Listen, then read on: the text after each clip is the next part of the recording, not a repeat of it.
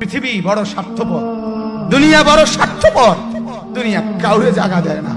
দুনিয়া কত ক্ষমতাধরকে মাটির নিচে ফেলায় দিছে। দুনিয়া কত সম্পদ আলাকে মাটির নিচে ফেলে দিছে।